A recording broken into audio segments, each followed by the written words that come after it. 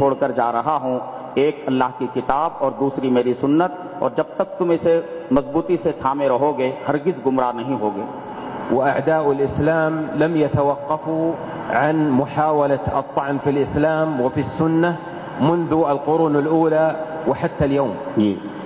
جتنے دشمنان اسلام ہیں انہوں نے قرآن مجید میں اور احادیث شریفہ میں یعنی عیب نکالنے سے وہ یعنی باز نہیں آئے، حتیٰ کہ ابتدائی اسلام کی ابتدائی صدیوں میں بھی دشمنان اسلام نے قرآن و سنت کو نشانہ بنایا، لكن الله تعالى لن يضيع دينه۔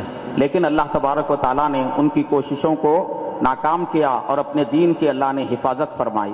وقد قال في كتابه إنا نحن نزلنا الذكر وإنا له لحافظون۔ قرآن مجید میں اللہ نے فرمایا کہ بے شک ہم ہی نے قرآن کو نازل کیا ہے اور ہم ہی اس کے محافظ ہیں۔ ومن هذا الحفظ أن الله عز وجل يسخر العلماء الكبار لبيان الحق ولدفع شبهات المبطلين۔ چنانچہ اللہ تبارک و تعالیٰ اپنے اسی مقصد کے لیے حضرات علماء کرام کے ذریعے دین کی حفاظت کرتا ہے اور حق کو واضح فرماتا ہے۔ وفي مقدمة هؤلاء العلماء الإمام الأكبر أبو حنيفة النعمان رضي الله عنه۔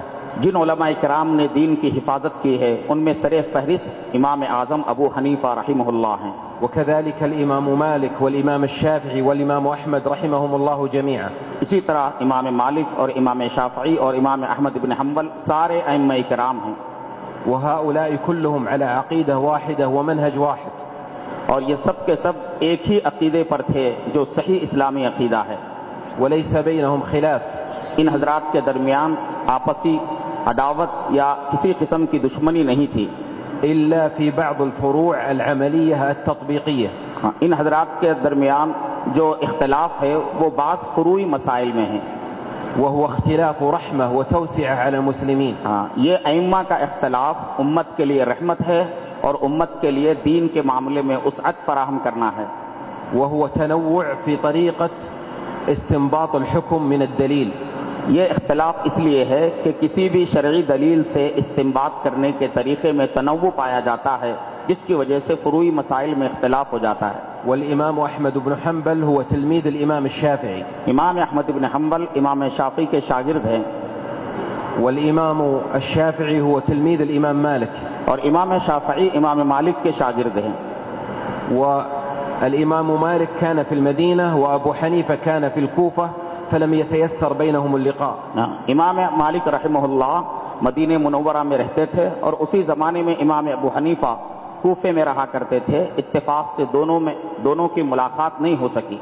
لكن ابن الإمام أبو حنيفة لما جاء إلى المدينة المنورة أكرمه الإمام مالك وجعل له استقبالا خاصا۔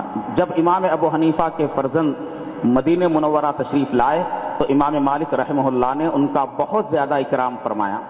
وكل الأئمة الأربعة قالوا إذا صح الحديث فهو مذهبي۔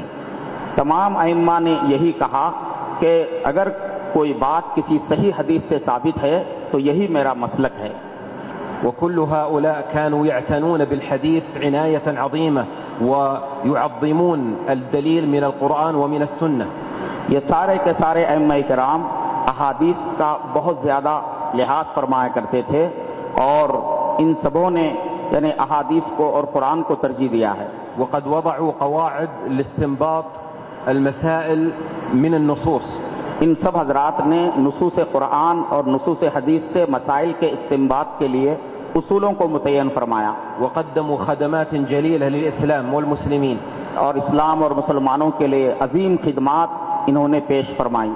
فالواجب علينا أن نترحم عليهم جميعا وأن ندعو لهم بالمغفرة والرضوان۔ ہماری ذمہ داری ہے کہ ہم ان تمام ائمہ کرام کا احترام کریں اور ان کے لیے مغفرت کی دعا کریں۔ وكذلك كل علماء الإسلام من الفقهاء والمحدثين۔ اسی طرح جتنے علماء اسلام ہیں، فقہا ہیں، محدثین ہیں، یہ سب کے سب ہمارے محسن ہیں اور ان کا اکرام کرنا ہماری ذمہ داری ہے۔ منذ القرون الأولى وحتى اليوم۔ یعنی ابتدائی صدیوں سے لے کر اب تک ان کی خدمات ہمارے لیے مشعل راہ ہیں۔ وكل من قدم خدمة للإسلام والمسلمين سواء بالوعظ أو بالتعليم أو بالتأليف أو بالتحقيق فكل هؤلاء يستحقون الاحترام۔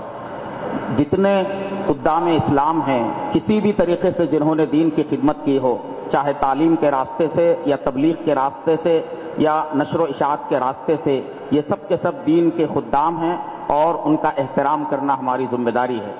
لا يجوز أن يكون اختلاف المذاهب الفقهية سببا لاختلاف المسلمين۔ فقہی مسالک میں جو اختلاف ہے وہ اختلاف مسلمانوں میں عداوت کا ذریعہ نہ بنے، اس کی وجہ سے مسلمان آپس میں ایک دوسرے سے دشمنی نہ کریں۔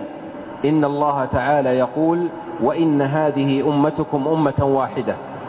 اللہ تبارک و تعالیٰ فرماتا ہے کہ بے شک یہ تمہارا طریقہ ہے جو بالکل ایک ہی طریقہ ہے۔ ويقول سبحانه واعتصموا بحبل الله جميعا ولا تفرقوا۔ اللہ تعالیٰ فرماتا ہے کہ سب مل کر اللہ کی رسی کو مضبوطی سے پکڑو اور آپس میں تفریقہ نہ کرو۔ إننا في هذا الوقت الذي كثر فيه الفتن والحروب واستهداف المسلمين أحوج ما نكون إلى الاجتماع والائتلاف والمرحمة۔ اس وقت جبکہ فتنوں کا دورہ ہے اور خانہ جنگی کی صورتحال ہے اور امت مسلمہ بہت زیادہ خانوں میں بٹ رہی ہے، ہمیں سب سے زیادہ جس بات کی ضرورت ہے وہ یہ کہ ہم اپنی صفوں میں اتحاد پیدا کریں اور اپنے شیرازے کو بکھرنے نہ دیں۔ والبعد كل